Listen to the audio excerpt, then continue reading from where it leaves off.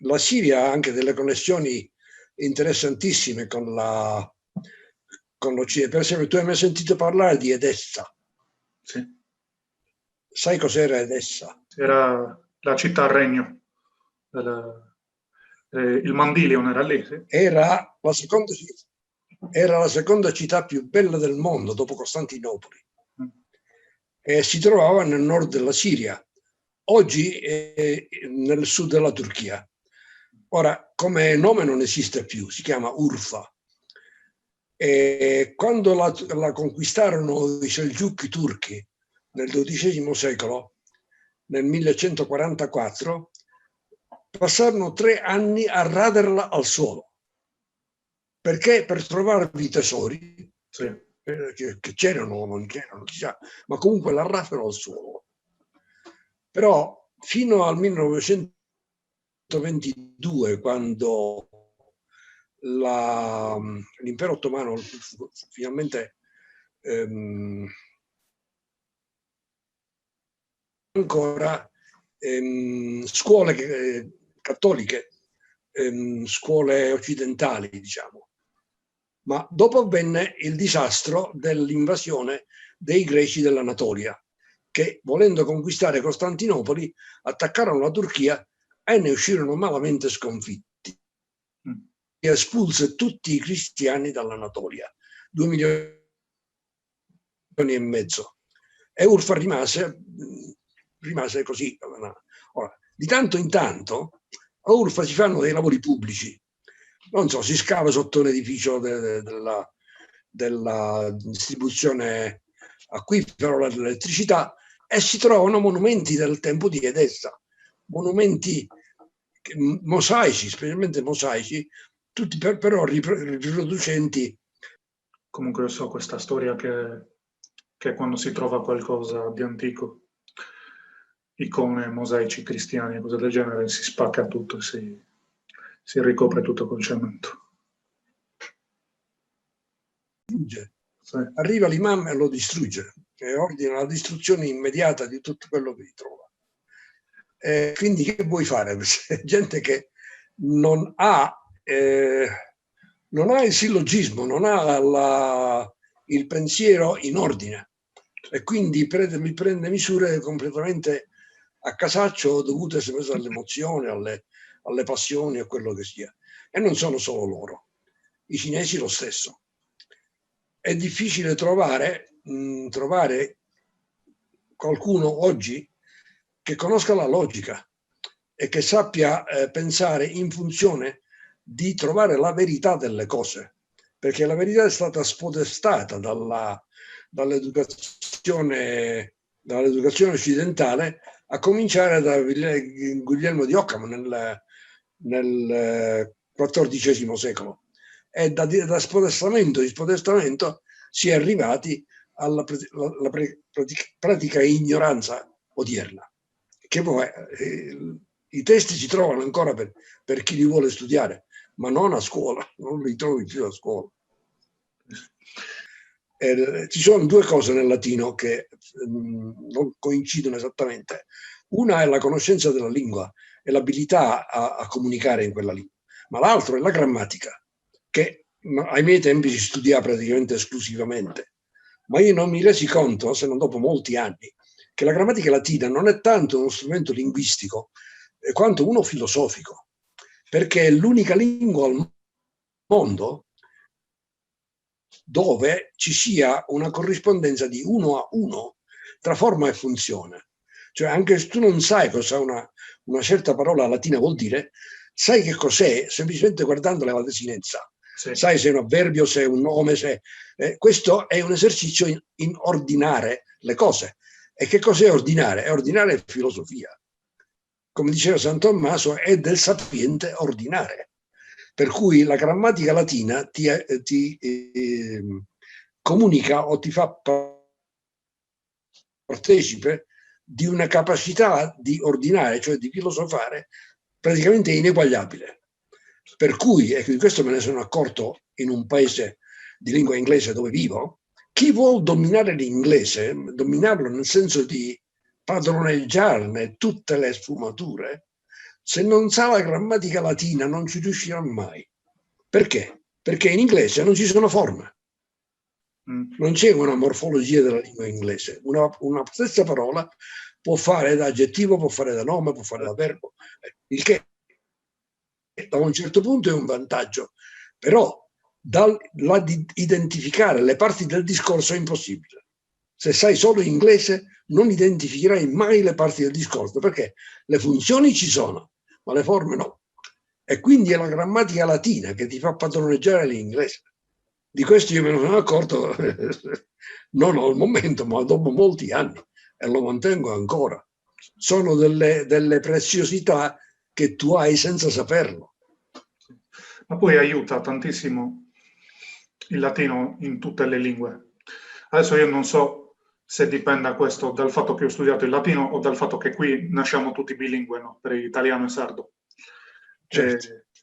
Però io, per esempio, ho imparato lo spagnolo in 4 mesi, ho imparato a farmi capire. E adesso parlo più o meno, a volte non so qualche parola, però posso parlare come un madrelingua. Puedes hacerlo conmigo, ¿sabes? Yo también conozco castellano. Muy bien. Su questo dei nomi scientifici. Allora, c'è la classificazione di Linneo, questa sì. che io la ritengo una cosa che per come è stata pensata era meravigliosa. Sì. Però poi l'hanno rovinata con l'ideologia darwinista, perché l'hanno rovinata con l'ideologia darwinista. Sì, assolutamente d'accordo. Questa cosa che io allevo animali. Quindi, assolutamente d'accordo, sì. Per esempio... E lo so perché io feci una laurea in botanica, anzi no, in agraria, ma con specializzazione in botanica.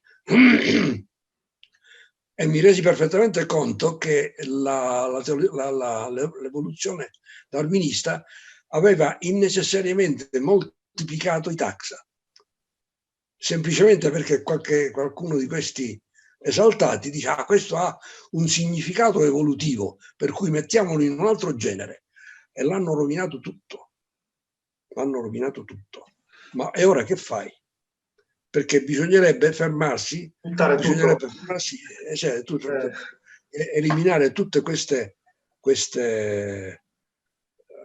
non so, però è una cosa, io non penso che sia una cosa solo che dipenda soltanto dall'ego, no? Di chi scopriva un animale e gli voleva dare il suo nome, quindi una nuova specie, un nuovo genere. Io penso che sia anche una cosa mirata, perché confonde le idee e quindi fa sembrare quell'ideologia come una cosa giusta. Però ti faccio l'esempio. Non so se è presente l'anatra europea, il germano reale, no? Che c'è la versione domestica anche, lo stesso animale ma colori differenti. Quella che ha la testa verde, il maschio. Il mallard. Il mallard duck, in inglese si chiama mallard duck. No, mallard è quello di cui ti parlo adesso, aspetta. C'è l'anatra europea, che è questa qui, anatra comune, diciamo, e poi un animale che viene chiamato anatra muta, che viene dal Sud America e ha delle specie di squame, non so come definirle. Questi due animali sono come il cavallo e il mulo. Il cavallo e l'asino. E l'asino, sì. Incrociati danno il mulard, questo animale che è sterile. Sì. Ora, questi animali non sono classificati nello stesso genere. Però dovrebbero, dato che incrociati danno un animale sterile. Sì, dovrebbero essere, no, ma non lo so. Sono d'accordo, perfettamente d'accordo. Sono capricci che stanno costando carissimo a chi vuole apprendere le scienze naturali. Carissimo. E lo stesso succede con le piante. Ma è una cosa immane dover rifare questo lavoro che adesso è più di un secolo per riportare le cose in ordine. Ma prima di tutto bisogna eliminare dalla mente degli scienziati l'avere la stessa idea di evoluzione, che quella ha fatto tutto il macello, diciamo così. Hai mai sentito parlare tu di Piltdown? Di? Piltdown? No? Piltdown, no.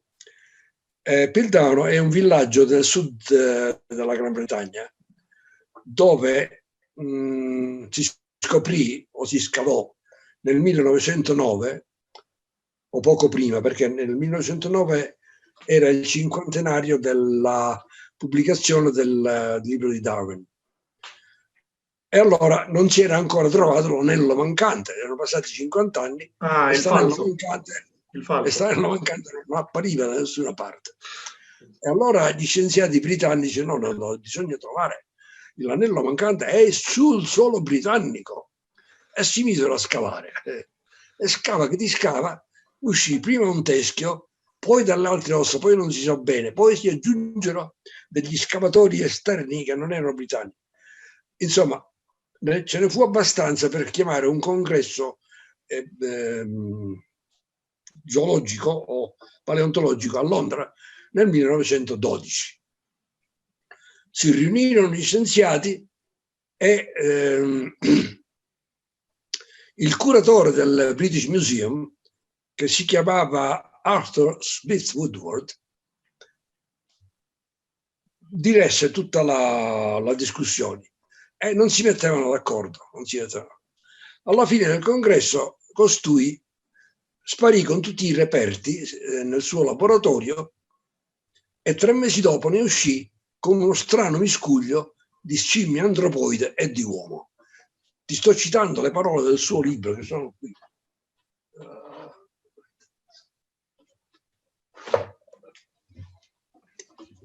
Vedi questo libro? Mm-hmm. Sì. Ecco, questo libro fu pubblicato nel 1920. L'ho appena fatto rilegare, infatti, perché era un po' malandato. Nel 1920. E nelle parole dell'autore, che è niente meno che Sir Arthur Keith, famosissimo evoluzionista fino agli anni, fino al 55 quando morì. Ebbene, questo reperto, si chiamò L'uomo di Piltdown, fece bella mostra di sé nel Museo Britannico per 41 anni, dal 1912 al 1953. Cosa avvenne nel 1953? Che si scoprì la frode.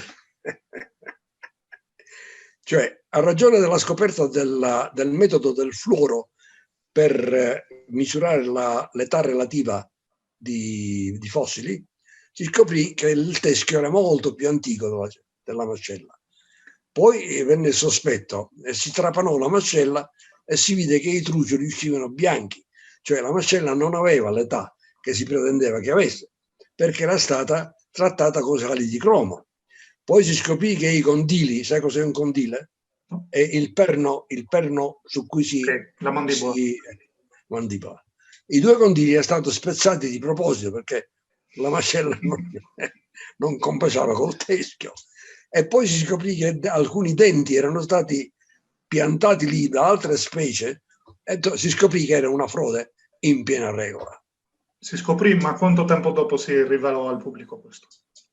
2 anni dopo, nel 1953. Allora anche poco.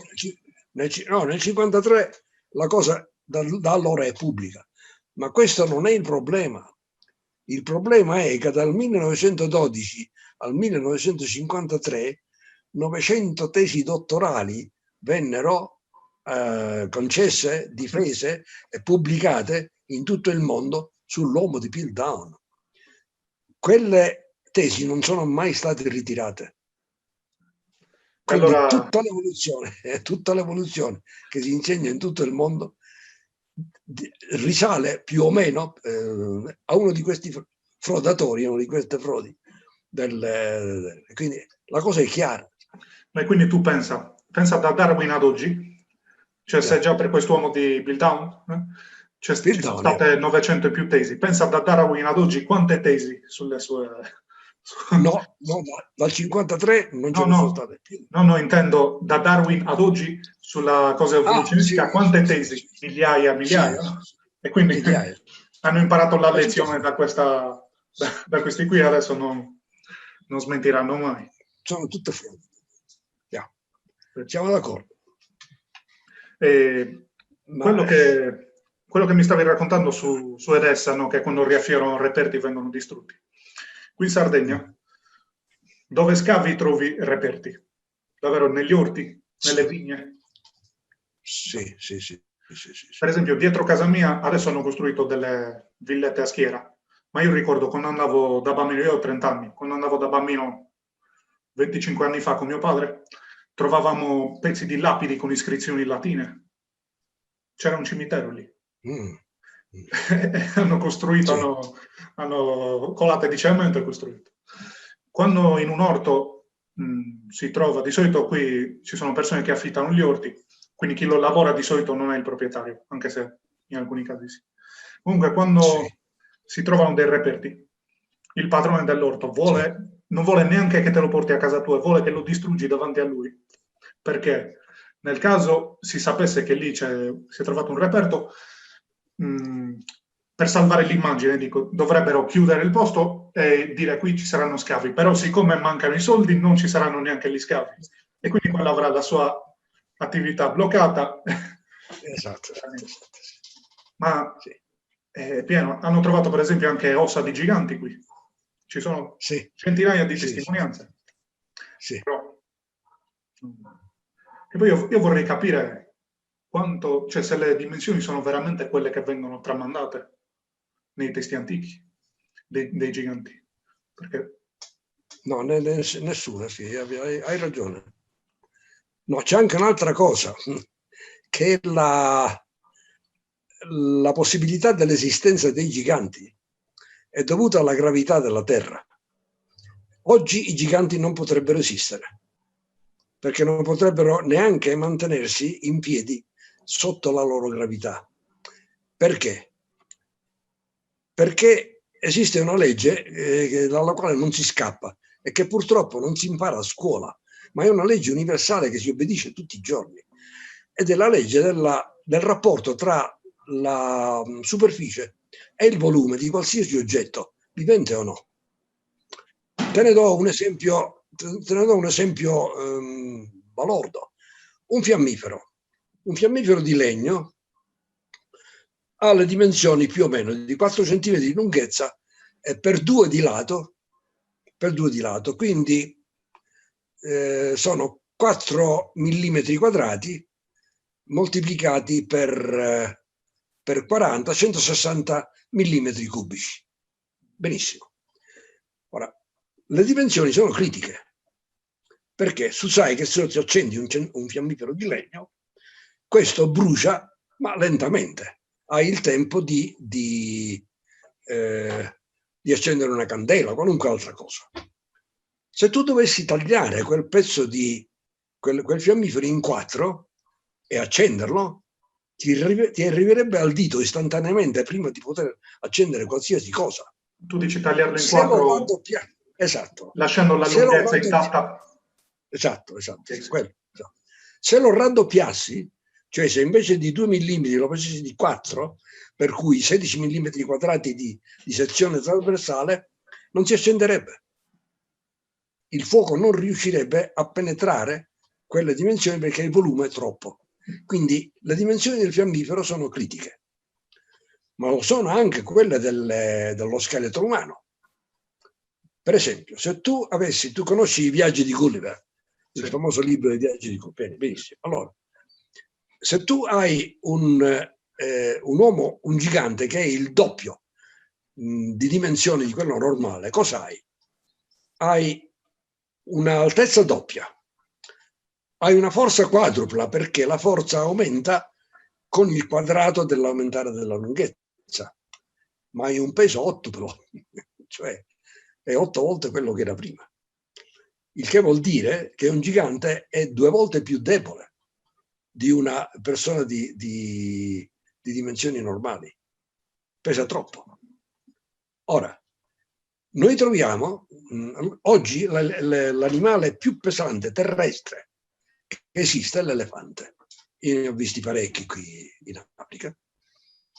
L'elefante è un animale ambiatore. Sai cosa vuol dire, no? Cambiatore vuol dire che muove le zampe dello stesso lato insieme. Non è come il cavallo, che le muove diagonalmente. Ok, sì. Quindi muove, sì, ok. Non muove le zampe anteriori insieme, muove anteriore destro e posteriore destro insieme. No. Quelle da un lato insieme e quella dall'altro lato insieme. Dico anteriore destro, posteriore destro insieme. Right? Ok, ora, l'elefante ha una falcata di 1,80 m. Neanche tanto. Però non può galoppare. Non può galoppare, cioè non può lanciare le 4 zampe in aria allo stesso tempo, come fa il cavallo. Il cavallo è l'animale più pesante capace di galoppare. Perché l'elefante non può galoppare? Perché il peso è enorme rispetto alle dimensioni, alle sue forze. Se tu fai una fossa, perché sa istintivamente che se lo facesse caderebbe ferito per non rialzarti più. Questa è la legge fisica. Ora, questa legge affetta praticamente qualsiasi cosa che facciamo. Qualsiasi cosa che facciamo. Ma se tu oggi trovi un fossile, un dinosauro del peso di 140 tonnellate, la prima cosa che ti chiedi, se sai questa legge, come faceva questo animale a sostenersi sulle sue zampe. E c'è solo una risposta a questo: lo faceva perché la gravità sulla Terra era molto, ma molto inferiore a quello che è oggi. Come avvenne il cambio di gravità non lo sappiamo, ma è molto possibile, stando alla teoria catastrofista, che questo cambio avvenisse istantaneamente, dovuto a uno spintone che la Terra ha ricevuto da qualche altro corpo celeste e che l'ha messa in orbita in una condizione di avere la gravità che ha oggi.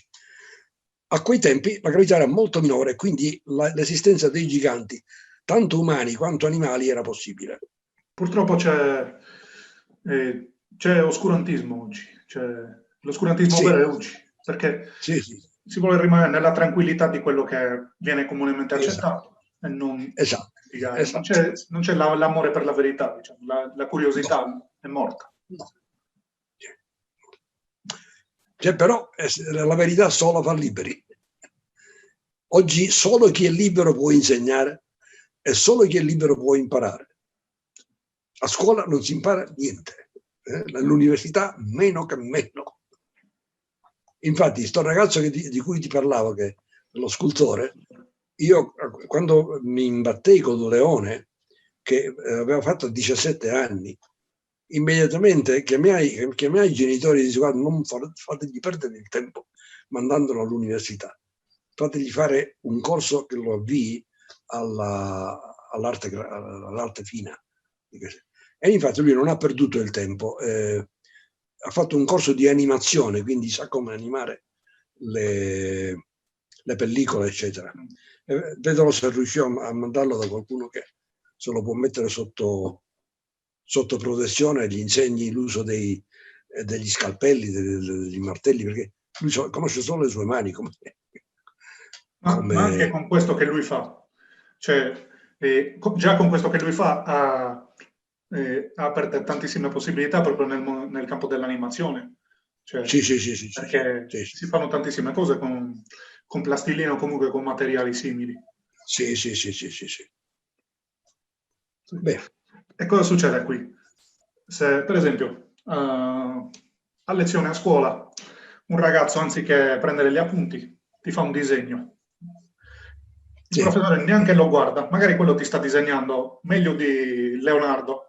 Neanche lo guarda, dice: cosa stai facendo? E gli mette la nota o comunque lo rimprovera. Invece dovrebbe guardarlo e dovrebbe indirizzarlo verso quello.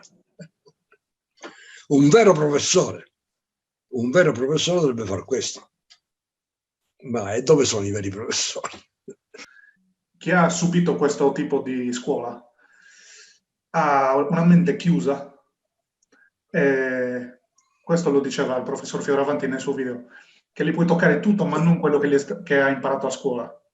che quelli andavano proprio delle convinzioni perché gliel'ha date la maestra, gliel'ha dato il professore. Sì. Quindi se lui lo ricorda è bravo, in pratica. E questa è una cosa che rimane. E quando io, per esempio, provo a spiegare, ma con argomenti, non, per esempio, a confutare delle cose sulla leggenda nera, no, anticattolica, Sì. eh, Sì. non entrano in testa queste cose. Tu spieghi bene, no? Con linguaggio semplice, però no, c'è questo C'è un rancore blocco. inculcato che... C'è un blocco, sì, hai ragione.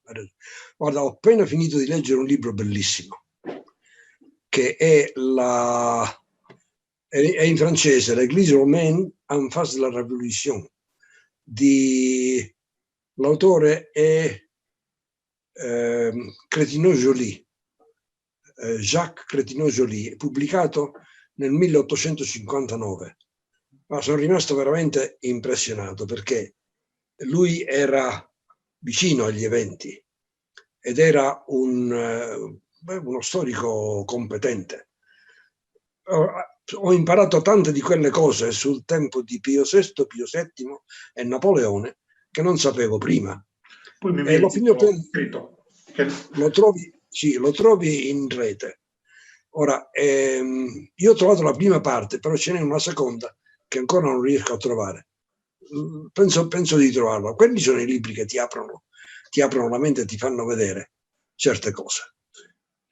E poi il fatto, se uno scoprisse, cioè molti leggono romanzi di fantasia, che certi sono anche buoni, ma se uno leggesse, per esempio, io ho letto in spagnolo arcaico perché l'avevo trovato così, adesso il libro in italiano, le carte di Hernán Cortés, che lui inviava, no? La conquista del Messico. Sì. Cioè, è una cosa che è meglio di qualsiasi storia di fantasia. Esatto. Se uno I leggesse libri di testo. i 10.000 di Xenofonte. Bellissimo. Bellissimo quella storia, l'ho letta anch'io. Tu entri in quel mondo leggendo, entri in quell'epoca, in quel mondo. Sì. Tucidide l'hai letto? Sì. La guerra del Peloponneso? Anche lì sono delle storie fantastiche. Sì, infatti mi sono reso conto e sempre do questo consiglio a chi vuole sapere di storia. Guarda, non leggete libri di testo, perché nei libri di testo non si apprende niente, non per cattiva volontà dell'autore, ma perché si impongono un compito impossibile, che cioè di mettere tutta la materia tra due copertine. Impossibile. Quindi la cosa da fare è, primo, memorizza una serie di date, non più di 50 date, ma di eventi chiave della storia. Sì, mi avevi mandato un esempio di... Te l'ho mandato un esempio, esatto, memorizza. E poi leggi qualsiasi cosa in qualsiasi ordine e ti rimane nella memoria. Per esempio, la storia dei 10.000 di Xenofonte, Tucidide. Poi ti fanno capire questi... Ti fanno capire, sai? E poi la tua memoria le mette insieme. E tu ti fai una conoscenza. Ho questo libro che ho finito ieri, del tempo dei due papi Pio VI e VII e di Napoleone. Perché capisci veramente chi era Napoleone, cosa fece, una cosa che io non sapevo. Per esempio, che quando Napoleone cadde alla fine, ci fu una persecuzione violenta, brutale e pandemica, la chiamiamo, in tutta l'Europa contro i membri della sua famiglia. A cominciare da sua madre che era ancora viva. Chi li raccolse in esilio fu il Papa, Pio VII. Ma c'è di più, che un certo conte Alessandro Verri scrisse un libro attaccando Napoleone, raccontando tutto quello che era successo, eccetera, specialmente della cattività di Pio VII a Savona e a Fontainebleau.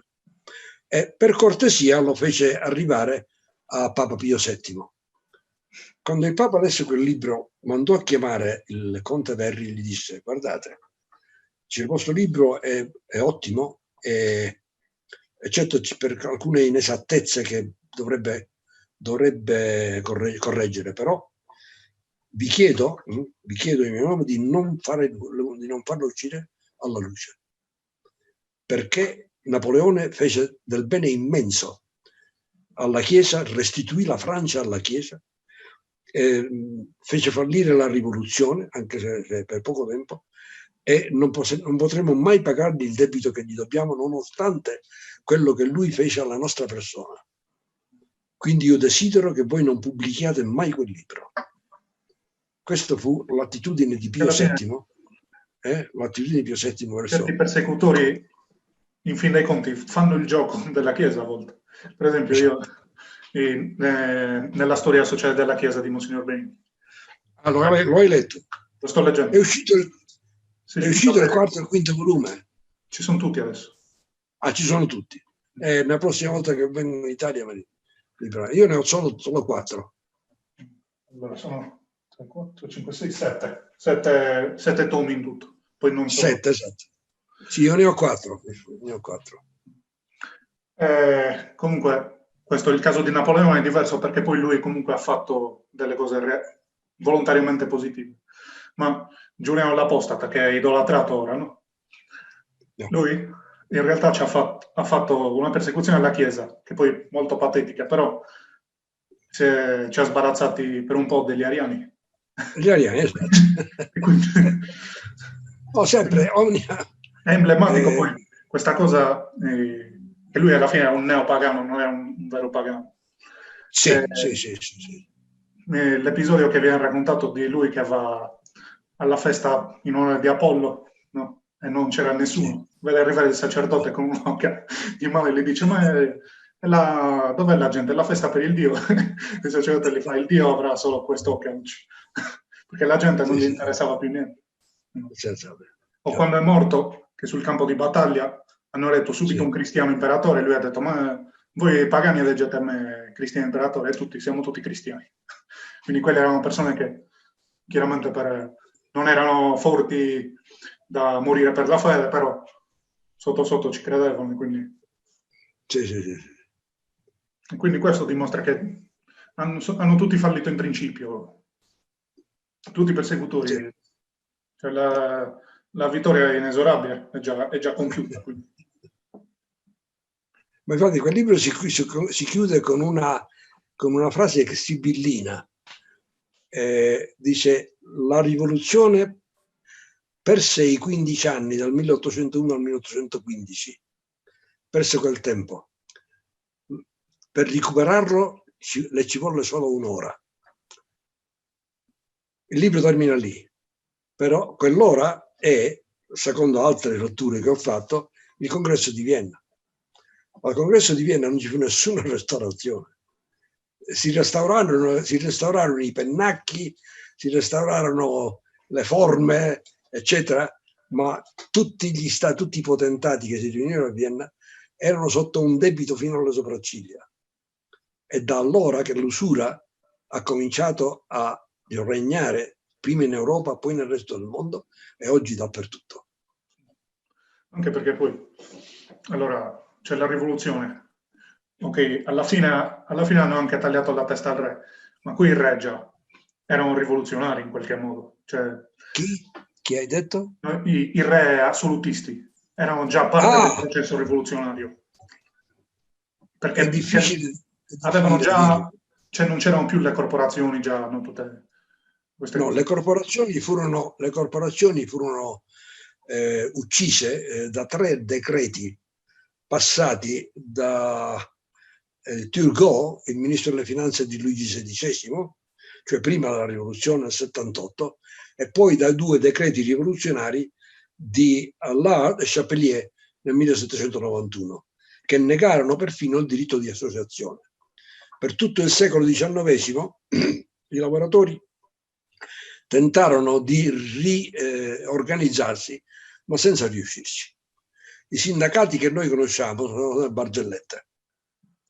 Nessun sindacato è mai riuscito a estrarre niente né dalle rendite dei latifondisti né dall'usura degli usurai. Hanno sempre ottenuto vantaggi da altri lavoratori, facendo diminuire il salario di altri, ma mai dei malfattori principali. Francesco I, quello che ha fatto la guerra con Carlo V, era Francesco I. Di Spagna, sì, Francesco di Francia. Lui non aveva fatto un attacco alle corporazioni anche lui, in Francia? Sì, e anche Enrico VIII. Enrico VIII sì, consideravano le corporazioni come nemiche dell'autorità reale, ma riuscirono a indebolirle, ma non potevano abolirle perché erano ancora troppo forti, quindi le indebolirono riempiendole di personaggi inutili, di personale inutile. E poi al punto tale che 2 secoli dopo vennero effettivamente eliminate dalla circolazione con quei decreti di cui ti parlavo. Però sì, hai ragione, furono quelli che non si resero conto che le corporazioni è vero sì che limitavano il potere reale, però lo sostenevano anche. Erano il sostegno del potere reale. Andando via loro, non rimase niente a sostenerli e fu facilissimo abbattere le monarchie, che era quello che la rivoluzione voleva e che ha ottenuto. In un libro che ho letto del professor Corrado Nierre, non so se lo conosci. Conosco il nome, non ho letto niente di lui. Allora, si chiama l'Illuminismo, credo che si chiami. Sì, Comunque, lui, so chi è. Lui dice mi sembra molto anche attendibile, che l'obiettivo della rivoluzione non è mai stata la classe nobiliare, no, queste cose, è sempre stata solo persecuzione anticattolica, perché se loro avessero ottenuto un regno anticattolico, allora sarebbe andato benissimo. Chiaramente la forma di governo, loro preferiscono un'oligarchia a una monarchia, però a loro sarebbe andato bene comunque. Sì. Infatti in Inghilterra, anche se è più una cosa di scena, c'è ancora il sovrano. Sì. Dove riescono a diventare una monarchia eretica, liberale, no? In questo modo. Allora, c'è ancora, ma è una barzelletta, è un re che regna ma non governa. Sì. L'ultimo re che tentò di governare in Inghilterra fu Carlo I Stuart, ma fu decapitato da Cromwell con l'aiuto della finanza ebraica di Amsterdam. E poi tutti questi, allora, iniziano le cose con il re che vuole avere più potere e quindi vorrebbe eliminare, secondo lui, facendo il suo gioco, vorrebbe eliminare i corpi intermedi, vorrebbe eliminare la sua sottomissione alla legge cattolica in modo da poter fare di più dal suo punto di vista. Ma poi è finito, in tutti i casi è finito con il re o decapitato e estromessi dal governo e messi da parte, quindi hanno autodistrutto il loro regno. Sì, è verissimo.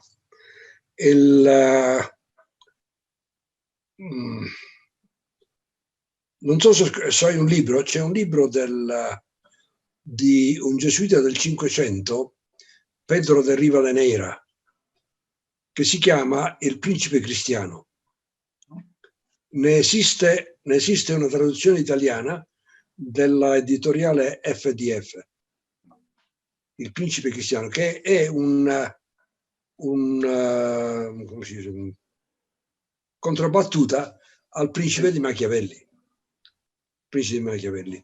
Io quel libro non ce l'ho, ma tenterò di averlo più possibile. E sarebbe un libro che vale la pena leggere, perché gli ultimi principi veramente cristiani in Europa furono Luigi IX di Francia. Già Luigi XI aveva come secondo, che lo accompagnava sempre, il boia.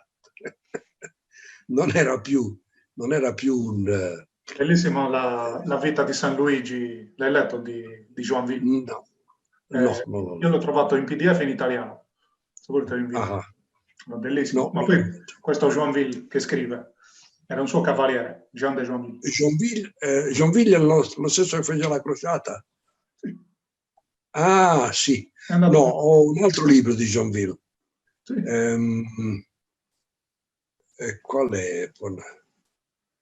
o l'avevo e me l'ho perduto in un trasloco e non ce l'ho più. Villard-Gwen fu era l'altro autore, ma non ce l'ho più quei libri. Ed è bello leggere questo autore, perché lui era un cavaliere nobile, anche importante, però era rozzo come uomo. Quindi racconta degli episodi. Lui era molto amico intimo di San Luigi. Per esempio, era morta la madre di San Luigi, che erano molto legati loro. Anche la madre magari aveva anche un po' troppa volontà di controllo. Tipo che San Luigi, per stare con sua moglie, dovevano mettere la guardia davanti alla porta perché la sorcia disturbava Bianca di Castiglia. Comunque, quando è morta Bianca di Castiglia, San Luigi piangeva proprio di dolore. E lui era andato a rimproverarlo, a dirgli: abbiate contegno, no? Siete il re. E poi ha visto la moglie di San Luigi che piangeva anche lei. E lui alla sua regina le ha detto: è vero che la donna è ingannatrice, è morta la persona che odiavate di più al mondo e voi piangete. E la regina non è che si è arrabbiata, la regina gli ha detto la verità: no, ma io non piango per lei, piango perché avevo mio marito così. Quindi è bello vedere la sincerità che avevano queste persone e che non facevano sconti a nessuno. Ora, scrivere una cosa così su un governante ora verrebbe visto già un attacco, ma questo l'ha scritto uno dei suoi buoni amici, no? Sul suo re. Sì. Oppure che gli diceva, San Luigi a volte gli faceva tipo, diciamo, interrogazioni. Diceva: preferireste avere la lepra o commettere un peccato mortale? E lui: preferirei averne commessi 30 di peccati mortali che avere la lepra. E San Luigi gli diceva: siete uno sciocco, perché se avete la lepra e morite, se siete in stato di grazia andate in paradiso, invece un peccato mortale, morite e siete all'inferno. Vabbè, è bello perché è un uomo dell'epoca che racconta. Tu devi andare di mezzogiorno. Beh, ho ancora 10 minuti. Ma tu abiti in un istituto o... No, io abito nella scuola in cui ho insegnato per 40 anni, dalla Strathmore School.